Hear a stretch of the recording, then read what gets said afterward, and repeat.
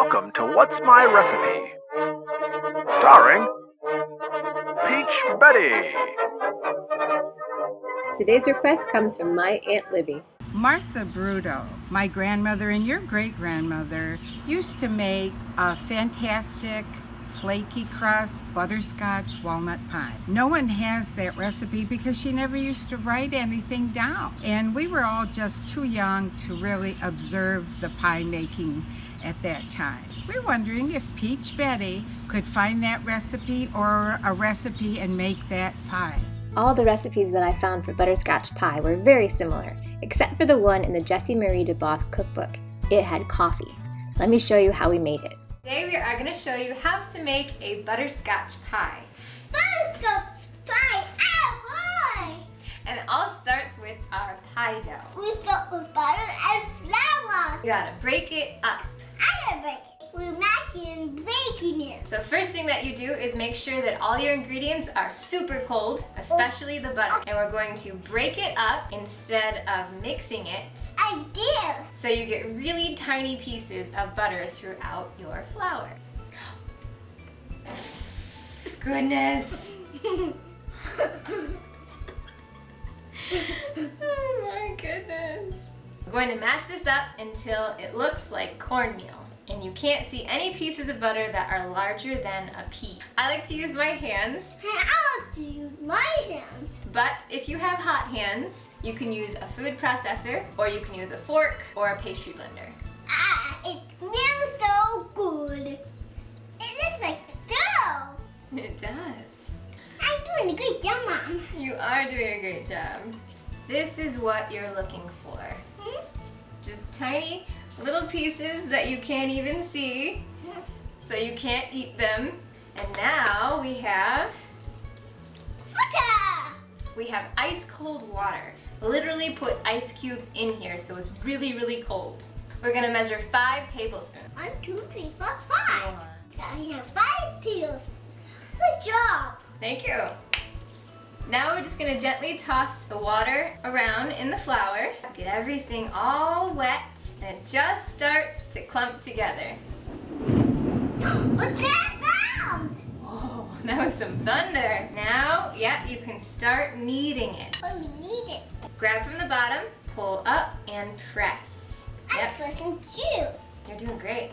No more squishing at this point, just pressing. Now that this is almost stuck together, we're gonna go ahead and dump it out onto our table just to bring it into a nice ball of dough. There we go. Okay, press it together.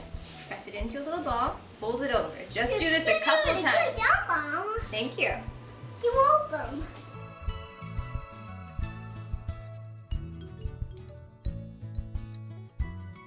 There we go. And I'm going to cut it in half. Now you are going to see little bits of butter throughout the dough, and that is good. You don't want to see anything larger than a pea, of course, but you want to see ribbons. Ribbons? Oh, okay. And that means you're going to have nice flaky crust. Now this recipe is enough for 2 pieces of dough for a 9-inch pie. We're only going to use 1. And we only use 2.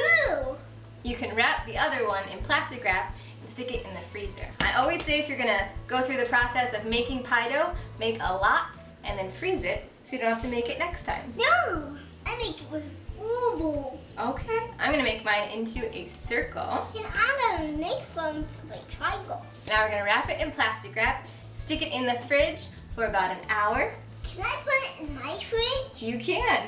And then we're gonna roll it out. Put it in the fridge. Okay. Bye. Bye, no.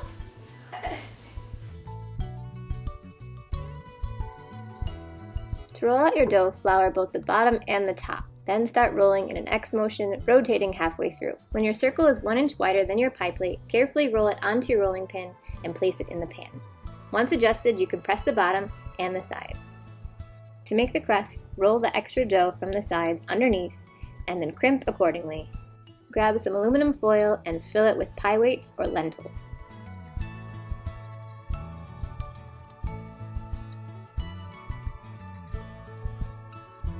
Now while our pie is baking in the oven, we're going to start on the filling.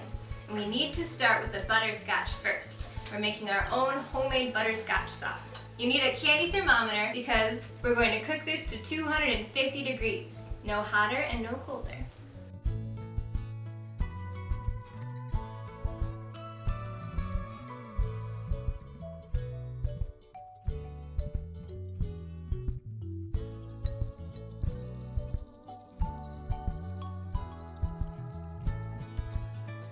Now that our butterscotch is nice and gooey, we're going to make our cream pie filling. It starts with scalded milk. We have fresh brewed coffee, half a cup of that. And then we need to whisk together our sugar, flour, cornstarch, and salt. So now we dump in all of our dry, whisk it all together. And now we have to take it and cook it on the stove for about 15 minutes, continuously whisking the whole time so it doesn't get lumpy. When your filling has thickened, it's time to add your egg yolks. Slowly bring them up to temperature by spooning in your hot mixture first. This is to avoid scrambled eggs. Now you can pour them back into your pot and now add all of that butterscotch filling. Stir it all together and return it back to the stove. After cooking for about 1 minute, you can fold in your walnuts and pour all of this filling into your pie shell. After chilling for 4 hours, this pie is ready to serve. Yum! I'm gonna eat it again. I cut a slice just for you. For me, for you. Cheers. Cheers. We did a good job making pie. Yeah, we did. I think it's really good. This pie is very good. We need some milk. Cheers. Cheers.